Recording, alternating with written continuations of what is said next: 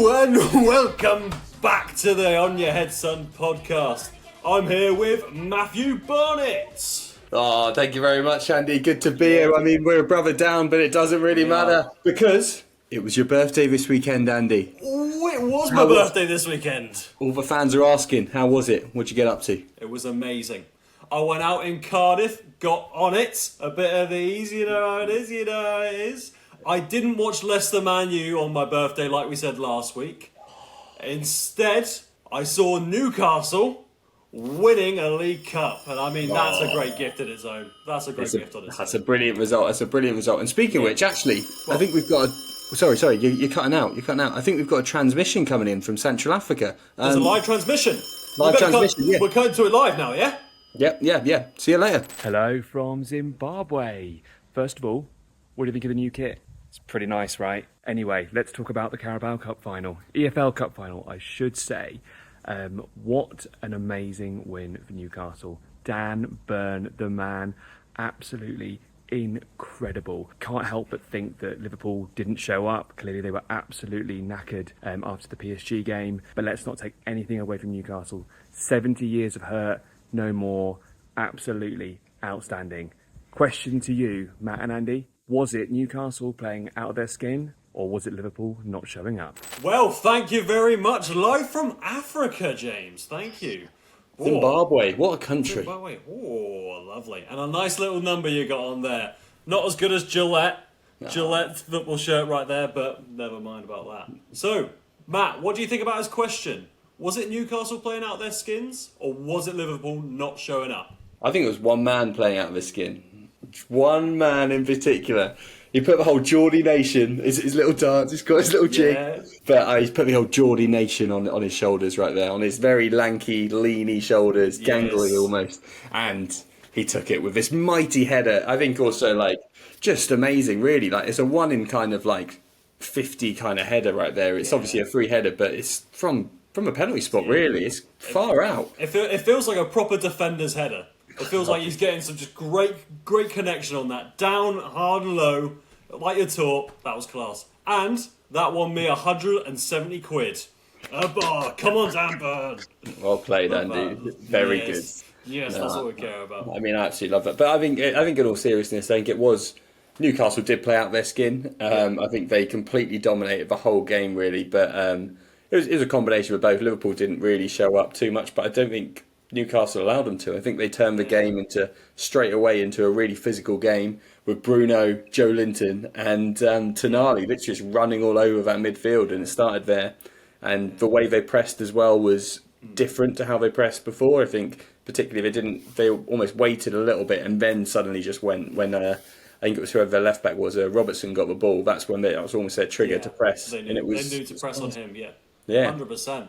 And it was great to see just them really step up to that mark for the final. Because sometimes, all the build-up, and 2 years ago they were in the final against Man U and they had those nerves where you didn't think they performed as well. But this time they were just, they were on fire. And Liverpool. I want to talk a little bit about Liverpool. I mean, one loss to PSG on penalties. And Sorry. Let's just bring it back. Do you remember last episode? We were filming just before we went off, and I went, PSG win on penalties, and we'll all be celebrating. And I'm not sure about celebrating. I don't know how I felt really, but bad week for Liverpool. Yeah, bad week for Liverpool. With that prediction, you said they'd lose on penalties, and they'd be knackered for the Carabao Cup final and lose. So you've absolutely smashed it there. I mean, right here. Mythical Matt. Amazing for Newcastle. Brilliant to see the scenes from the Geordies all there. It was amazing. I mean, 70 years of... Actually, to be honest, I rarely get emotional, I think, watching football. I think the last time would have been England, probably in the Euros final, which obviously was quite recently. But the 70 years of hurt thing, it was just brilliant to see someone different winning a trophy. And I think actually if they were to go on like this is almost like I don't know what you think about this, but if this is like a springboard for them to win actually trophies afterwards, I don't think I'll like them as much because of where it comes, because of the Saudi money and everything. But I'll always love this one, and that's all that matters. Yeah. So it doesn't This, matter. this feels like such a massive one coming for so many of the fans.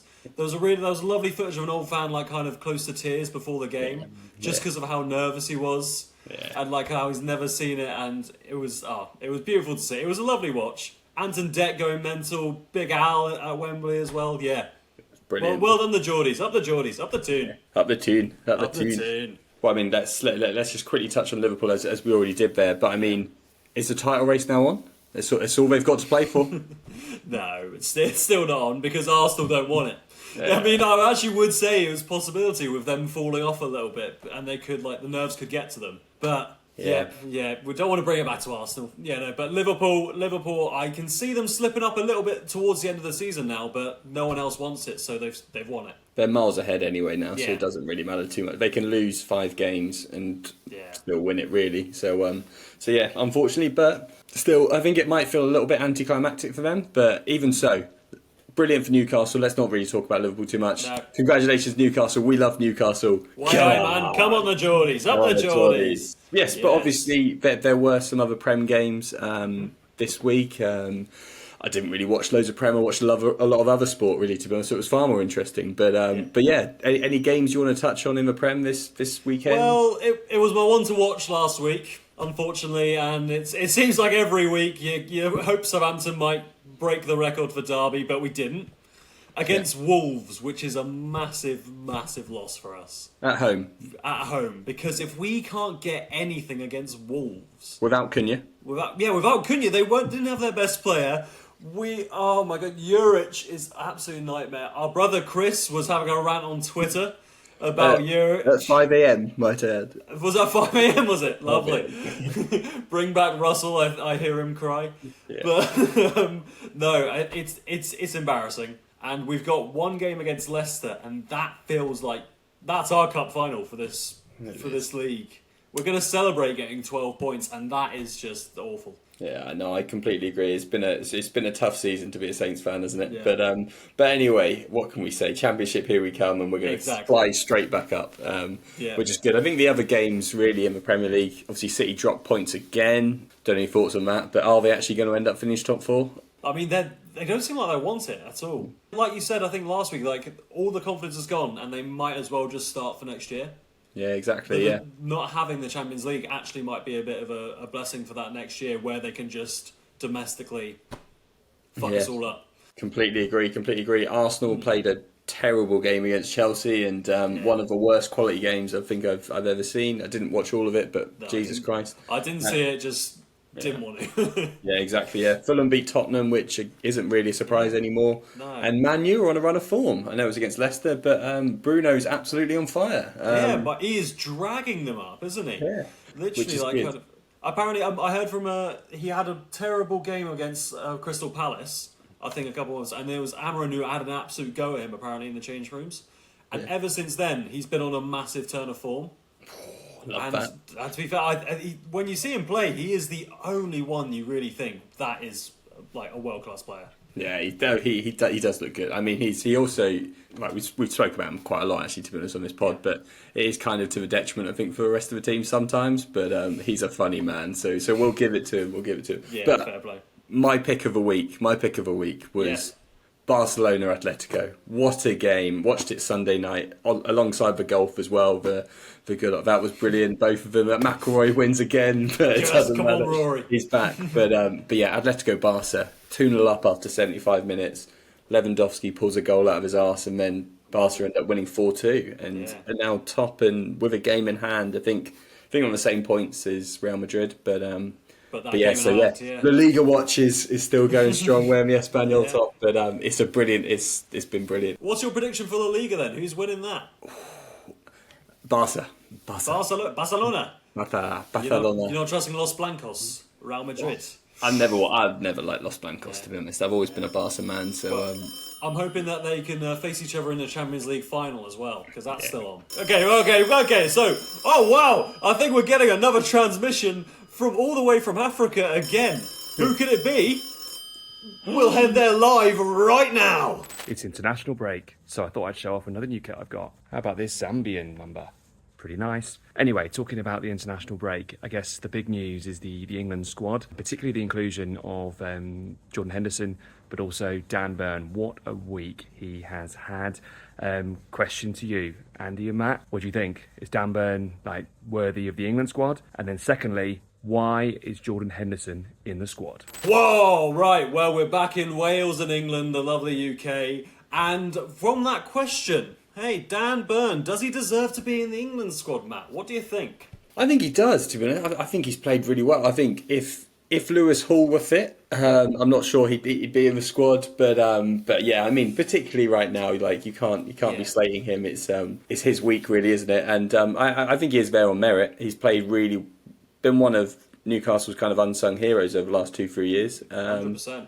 With a lot of doubters when he came to Brighton as well, just because of his size and his speed as well, playing at left back. Yeah. And also, you think to the Euros, we were struggling so much for finding a left, and I know he would be a bit of a weak link there with the pace he has.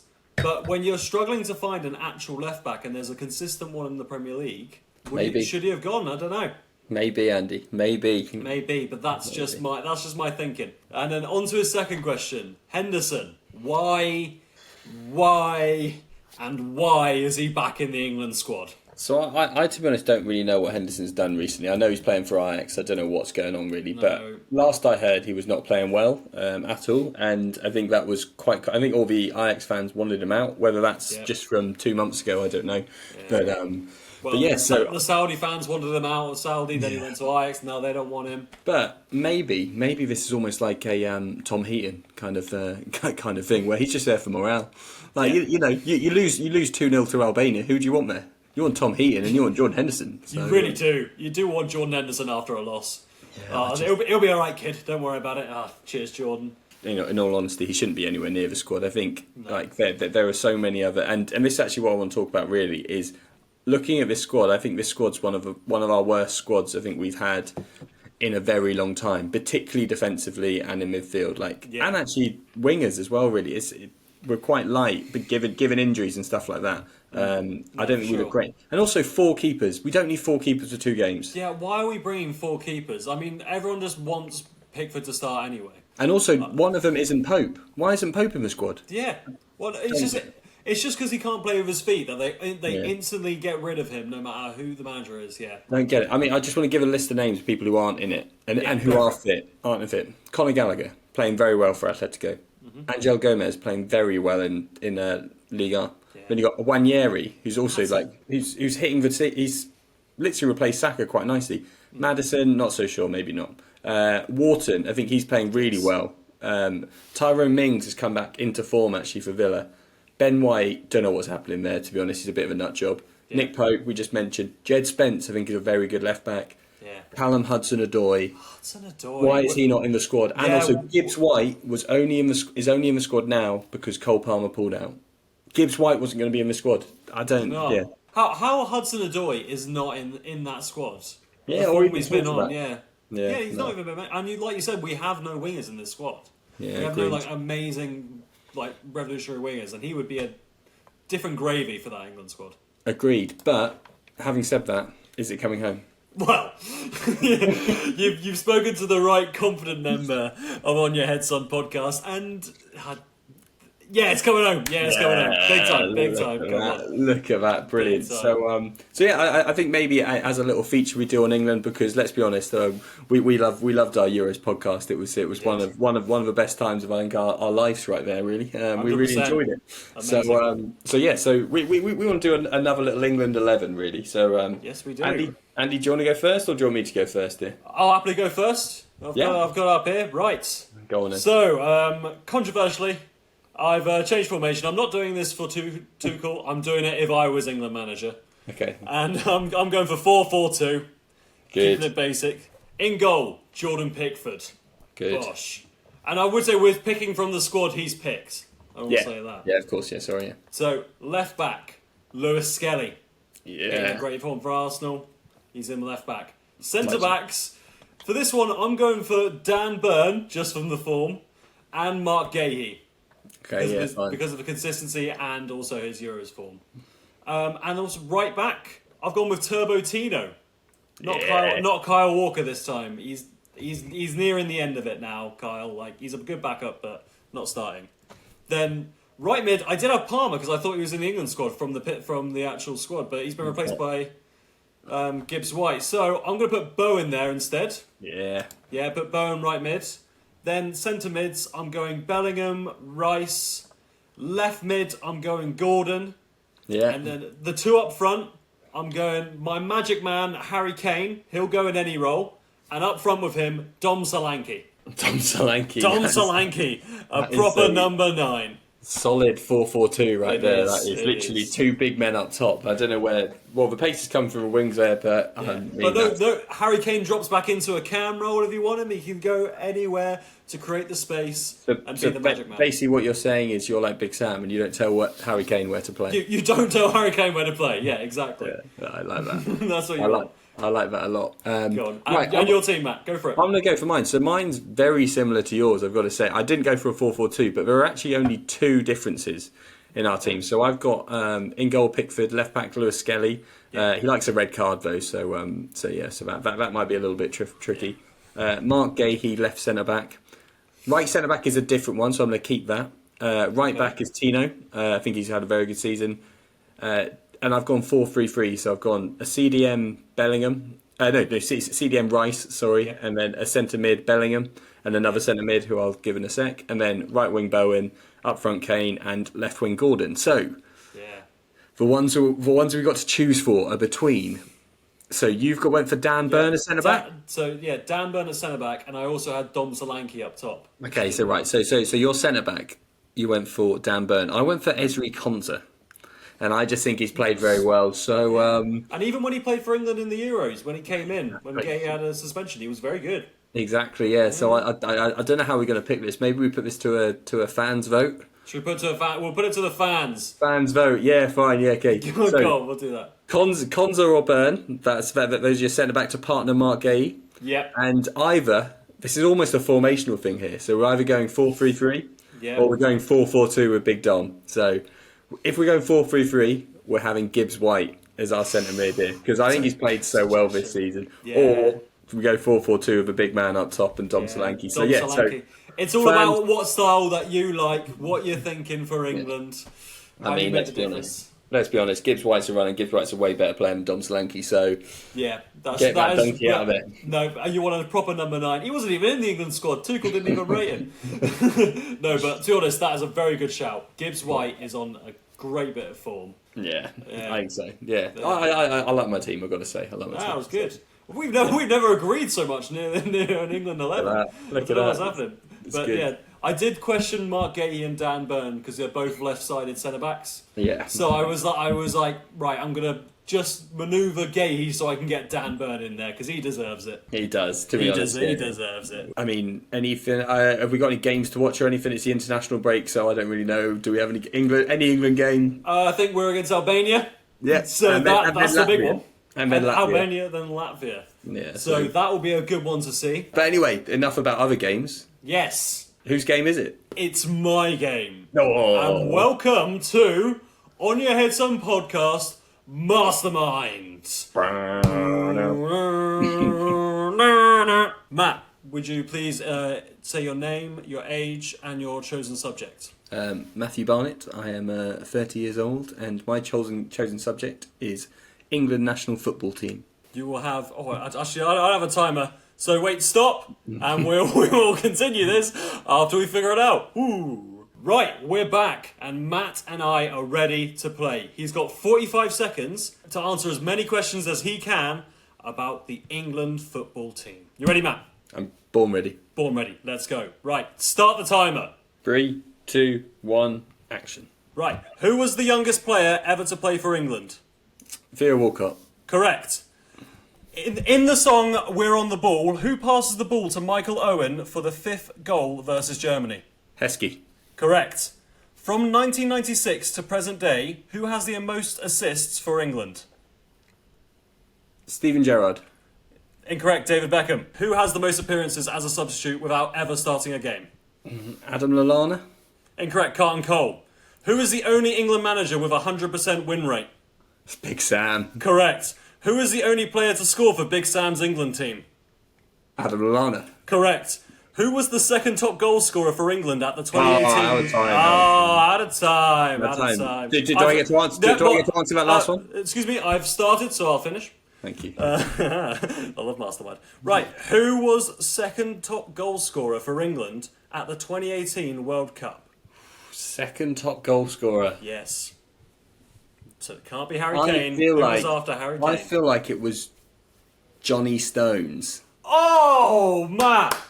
Johnny Stones is correct. Well Come done. on. Love that. Right, Come on. let's count up. Let's count up. I feel like I did all right there. You did very well. You only got 2 wrong. What did I get wrong? The Four. subs one, Carton Cole.